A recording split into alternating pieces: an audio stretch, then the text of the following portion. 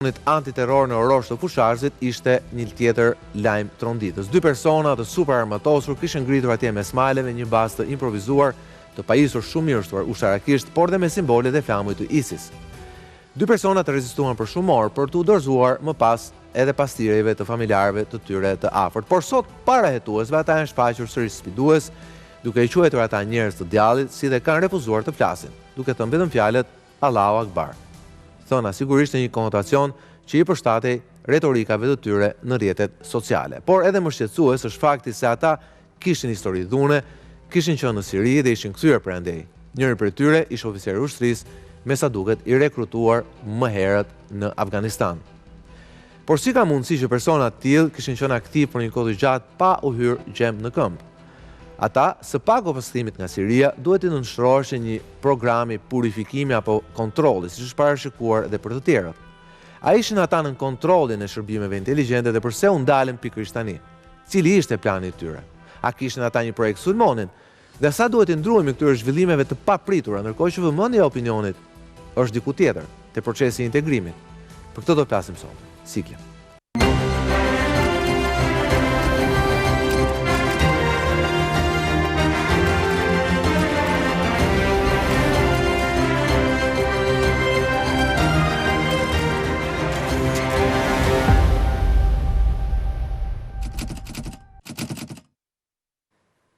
Mirëmbrëma dhe mirë se vini në Restorë. Me mua sonte në program janë Gjergj Nikolla, avokat dhe ekspert sigurimi. Mirëmbrëma Gjergj. Mirëmbrëma. Ne si duhet të për parë program, gjithashtu për parë program është Faik Basha, ekspert sigurimi. Mirëmbrëma Faik. Mirëmbrëma. Mirë se vjen. Ne si për mua, Etleva Delia, autor e programit Gjërat tona këtu në ABC News. Mirëmbrëma Etleva. Mirëmbrëma. Dhe kolegu im të trashëgimit së kohë. Mirëmbrëma Kim. Faleminderit që më mua sonte. Natyrisht do të flasim për këtë çështje, po fillimisht ndjekim pak një kronik të gazetarës tonë që flet pikërisht për zhvillimet më të fundit pas atij rrethimi disa orësh dje në një fshat të thellë të Fusharzit, në një zonë çuditërisht katolike, ku këta 2 personazhe kishin ngritur një bazë të improvizuar të ISIS. Sot ata janë përballur me gjykatën, por e kanë sfiduar sërish ata dhe hetuesin. Ndjekim kronikën.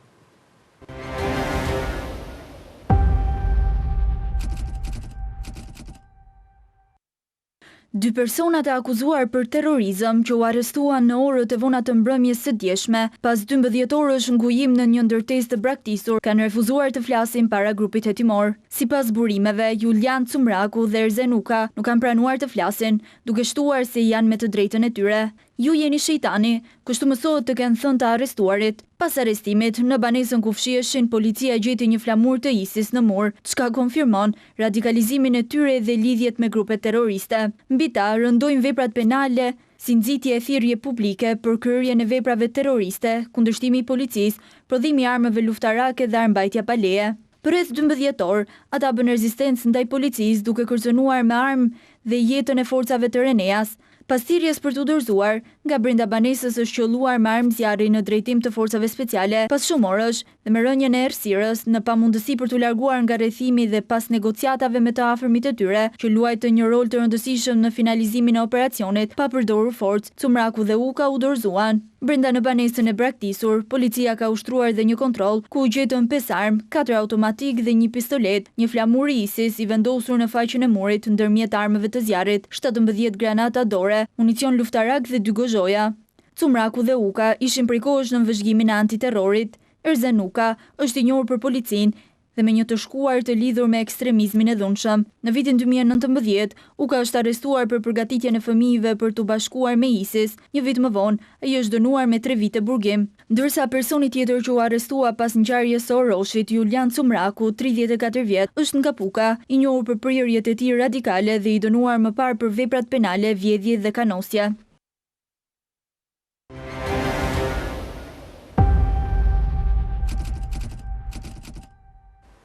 Gjergja, ishte kjo një surprizë për ty?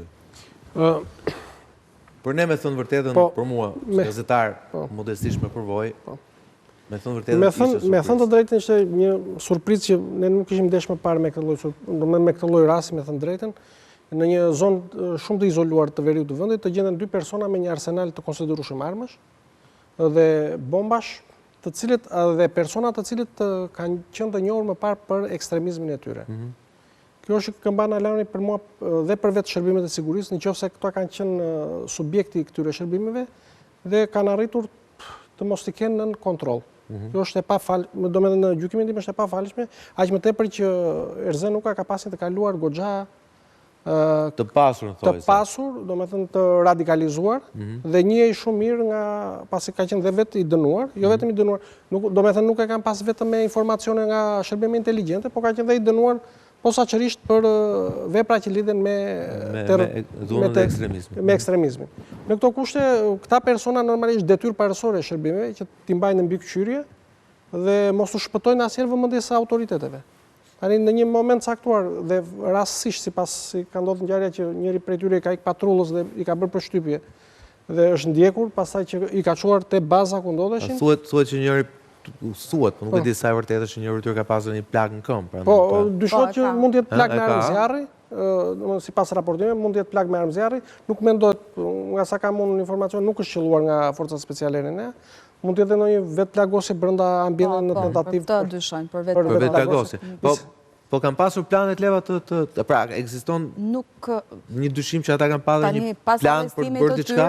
Pas arrestimit të tyre gjitha këto do analizohen dhe dyshimi kryesor është që mund të kenë pasur një plan të tillë për ndonjë sulm ose ndonjë veprim ekstrem, le të themi, por momenti i arrestimit të tyre ishte i rastësishëm, le të them, në momentin që ka ndodhur evidentimi i njërit prej tyre, pasi nuk ishte si ishte një operacion i dedikuar për arrestimin e tyre. Ka qenë një kontroll rutin, një patrullim që ka bërë vetë shefi komisariatit të Pukës. Në fakt, duhet thënë që shefi komisariatit të Pukës është i ardhur nga Renea, ka një periudhë përvojë të gjatë në Renea, dhe bën kontrollet vazhdueshme në zona të pyllëzuara dhe kryesisht të braktisura për të kontrolluar territorin. Një moment ai ka pikasur një person që në momentin që ka parë policin ka filluar të vrapoj. Pasi ka bërë thirrje që të ndaloj, duke prezantuar që ishte policia, ai ka thënë vetëm Allahu Ekber dhe ka filluar të vrapojë dhe në atë moment ka nisur dyshimet për një gjë të tillë që mund të ishte dhe është rrethuar edhe shtëpia. Më pas është arritur që të identifikohet pronari i shtëpisë, që ishte një banese braktisur në fakt prej vitesh. Pronari i saj jeton në Tiranë bashkë me familjen. Pjetër Cumraku, që në fakt i ka ardhur në ndihmë edhe policisë për identifikimin e tij. Është i afërm, pasi kanë dhënë një telefon të policisë për të komunikuar me të dhe aty është bërë dhe prezantimi dhe identifikimi i njërit prej tyre, i këtij Julian Cumrakut. Në momentin që është mësuar emri i tij, janë bërë verifikimet dhe rezultonte që ishte subjekt. Në fakt edhe ky ka qenë person që përmbahej në vëzhgim në antiterrori, por siç duket vëzhgimi pas ka rezultuar i pasuksesshëm, pra shko se ata kishin ngritur një bazë, sepse ajo banesa nga kontrollet që janë bërë, ishte e përshtatur, kishte edhe tunel poshtë, kishte edhe një kat të dytë, ta kishin kohë që jetonin aty. Në këto formë dhe kishin vendosur edhe një bazë. Po si ka parë njëri apo ka që izoluar së zonë? Ajo zonë është në fakt një zonë që nuk ka një rrugë të asfaltuar që të çon një fshat më larg, por që pjesa për të arritur tek fshati ku u krye arrestimi këtyre është e pyllëzuar, ka banesa më shumica tyre janë braktisura, pasi banorët janë larguar nga ande, mund të kenë 10 shtëpi me numrim që mund të jenë të banuara, dhe siç duket nuk ju ka rënë sy, pavarësisht se disa dëshmitarë thonë që aty kanë parë edhe një grua që hynte dhe dilte dhe se duket trashëgim si histori me diversant. Në fakt duket si histori me diversant dhe po të shikojmë mënyrën e reagimit ose momentet e para se si kanë reaguar me policinë, flet shumë për karakterin e dy personave, po në veçanti për Hamza Ukon. Një ish ushtarak që nuk e pranon asnjëherë autoritetin e shtetit, autoritetin e ligjit. Në vitin 2019 ka kërcënuar në sallën e gjyqit prokurorin, gjyqtarët që e kanë dënuar me 3 vjet burg. Ka vojtur dënimin, ka qëndruar në burg rreth 2 vite e gjysmë dhe është liruar. Madje në dokumentat gjyqësore shënohet aty që pavarësisht se e ka bërë dënimin dhe i është nënshtruar procesit, riedukimi i tij ka qenë në nivelin 0 dhe këtu pastaj është në fakt jo vetëm problemi antiterrorit dhe i policisë, po dhe i institucioneve të tjera, të cilat kanë, si thuaç, në dorë një element të tillë problematik, e burgosin, e izolojnë, del prap në liri dhe rikthehet me këtë lloj aktiviteti.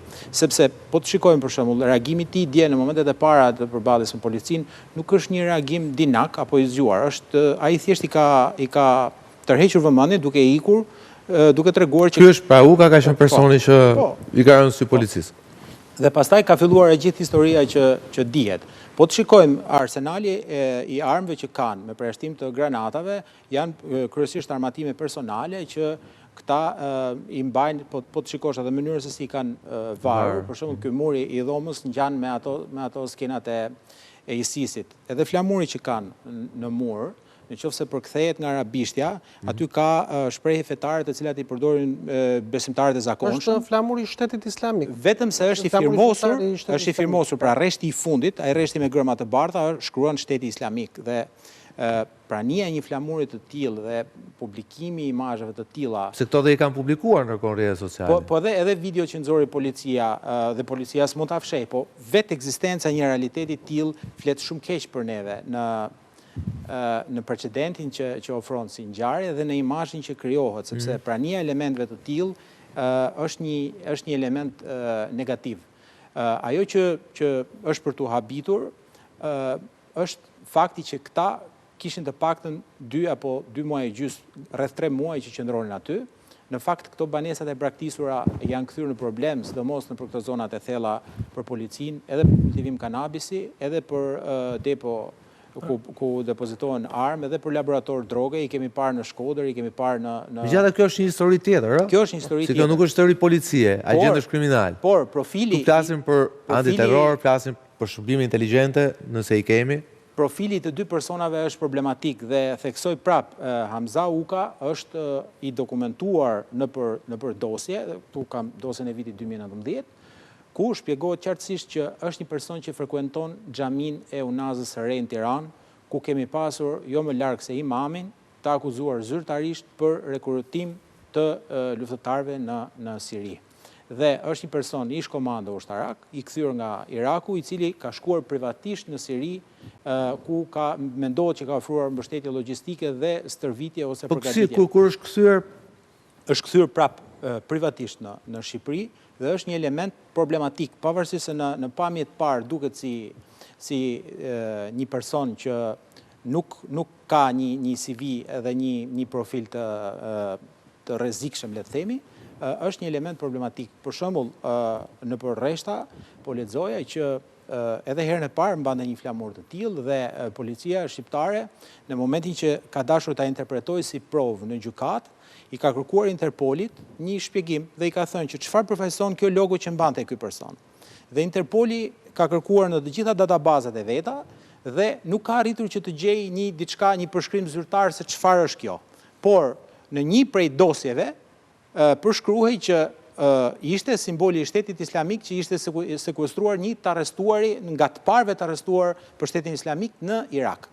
Pra është një person që pa diskutim ka dhe lidhje dhe kontakte ndërkombëtare, sepse aktiviteti dhe backgroundi i tij e tregon, ka qenë si ushtarak në Irak, është kthyer në Shqipëri, ka publikuar video ku stërvit fëmijë me armë gjysmë lodër dhe ka shkuar në Siri, është kthyer prapë në Shqipëri, ka hyrë në burg, ka dalë nga burgu, ka vazhduar propagandën. Është theksuar që ka vazhduar propagandën edhe brenda në burg.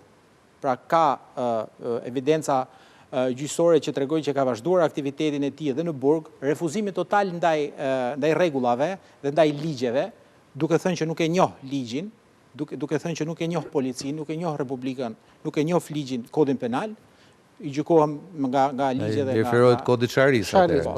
Vetëm kësaj.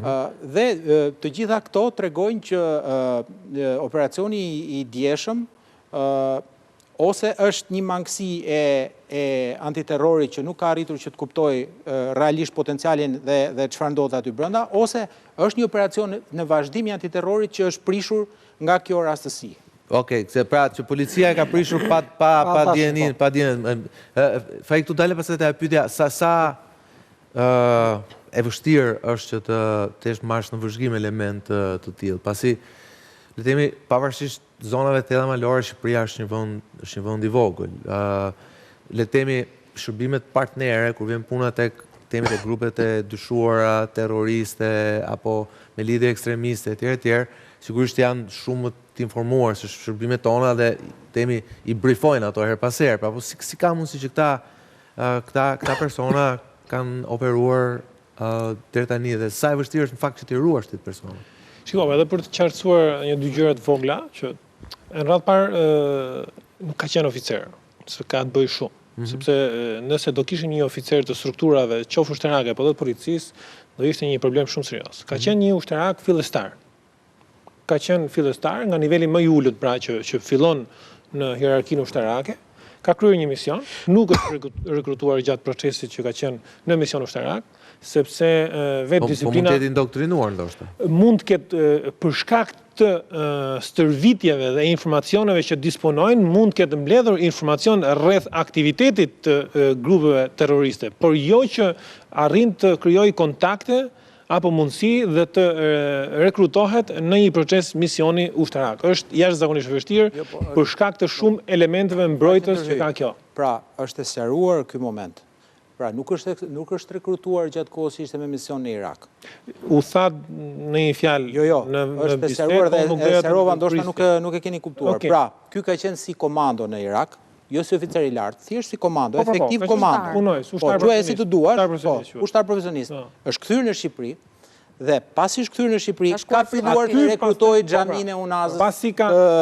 Frekuentoi xhamin e Unazës madhe ku bëheshin ligjërata dhe ku besimtarët që kishin këto lloj prirjesh kanalizoheshin, kishte një dhomë vete atje që u bëheshin leksione të tjera dhe përgatiteshin për të çuar në Siri. Kjo është, nuk është rekrutuar gjatë kohës që ishte ushtar. Duhet thënë që nga ana e shërbimeve tona inteligjente është bërë një punë e jashtëzakonshme, mund ta them me binje plot edhe në raport me vendet në Ballkan, përfshirë të gjithë vendet që kanë pasur një problem të theksuar me persona të cilët janë rekrutuar nga organizata terroriste dhe ju kanë shërbyer atyra qoftë me trajnim, qoftë me personel, por qoftë dhe duke shkuar edhe vetë në luftë në këto vende ku grupe terroriste kanë qenë shumë të fuqishme, apo dhe i kanë përdorur vendet, qoftë vendet e Ballkanit, siç është edhe Shqipëria dhe Maqedonia, Kosova dhe vende të tjera, Bosnia etj., për të përfituar me burime njerëzore.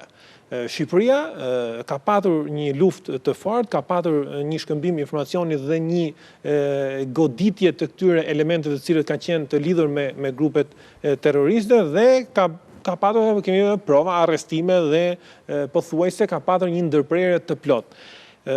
Ky rasti që ne po diskutojmë, unë jam i bindur që është një rast kredi izoluar. Është kredi izoluar. Pa tjetër që duhet të hetohet me gjithë eksperiencën e nevojshme të strukturave brenda dhe jashtë vendit për të parë të gjithë dinamikën që ka hyrë në ambientet e institucioneve të vujtjes dënimit, të gjithë komunikimet që ka patur me stafin, të gjithë refuzimet dhe çfarë ka paraqitur, se ndoshta brenda atyre